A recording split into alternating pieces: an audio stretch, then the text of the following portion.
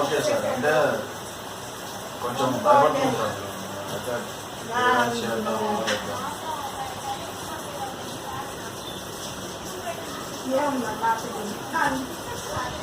Okay sir, okay sir. 1.5 అవర్లో అయిపోతుందండి. Okay sir.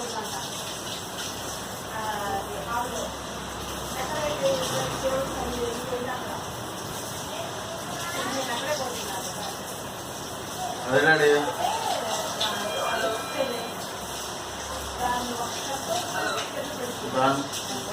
అంట యూట్యూబ్లో రెడీ.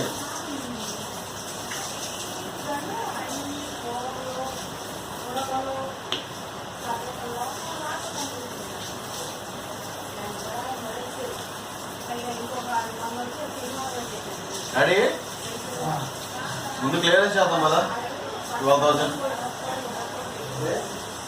క్లియరెన్స్ చేద్దాం కదా. డాడీ ఒక్క నిమిషం చెప్తాను. ఫేక్ అయితే నా ఆర్డర్ డీటెయిల్స్ నంబర్ ఉంటుంది, సీరియల్ నంబరు.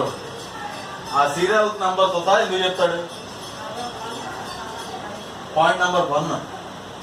పాయింట్ నెంబర్ 2, వాట్సాప్లో ట్రూ కలర్లో ఆన్లైన్ సర్వీస్ అని పడింది. స్నాప్డీల్, వాట్సాప్లో స్నాప్డీల్ అవసరం క్లియరెన్స్. తర్వాత నేను జాబ్ చేశాను ఇస్తాను పదా. ఆ తొక్కలో అడగచ్చు, చెప్తున్నా. ఇప్పుడు వాళ్ళకి వచ్చినాయి అని ఫేక్ అవుతా అన్నారు. వాళ్ళకి 3,000 డాక్యుమెంట్ రావాలా. ఈ డాక్యుమెంట్ చదువు ఒకసారి, చదువు. ఈ డాక్యుమెంట్ రాలా వాళ్ళకి.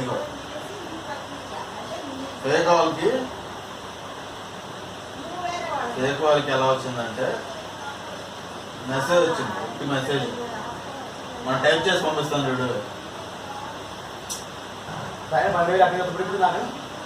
పెట్టను ఇంకా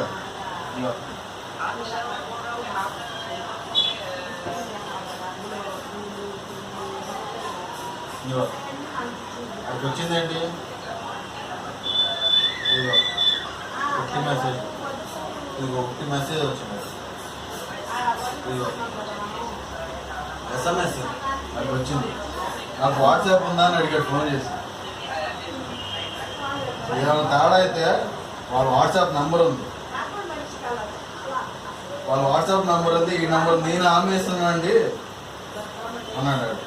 నేను హామీ ఇస్తున్నానండి, ఏం కాదు. ఇదిగో వాళ్ళు అఫీషియల్గా పంపుతారు అన్నీ. ఇదిగో ఇంత అఫీషియల్గా ఉంటుందా? నా ఆధార్ కార్డు పంపించిన తర్వాతే వాళ్ళ అకౌంట్ డీటెయిల్స్ పంపించారు. నా ఆధార్ డీటెయిల్స్ అది వచ్చిన తర్వాతే, వెళ్ళిన తర్వాతే. అలా అయితే ఉట్టి వాళ్ళ అకౌంట్ డీటెయిల్స్ పంపించమనేవాడుగా ఇచ్చాను నీకు. అవి ఒక అనుకున్నారని చెప్పేసి 12,000 పోతే 12,000 అనుకున్నాం. 12 లక్షలు. ఇదిగో ఎంత కంపెనీ లోగో ఇవన్నీ ఉంటాయండి.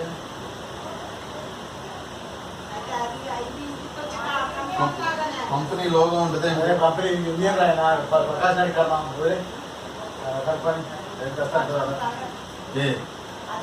సాయంత్రం 6 లోపు కట్టాలంట. తొందరగా కట్ట 1.5 అవర్లో ట్రాన్స్ఫర్ అవుతుంది. నా అకౌంట్ డీటెయిల్స్ కూడా పంపించాను, ఐఎఫ్ఎస్సి కోడ్ కూడా పంపించాను.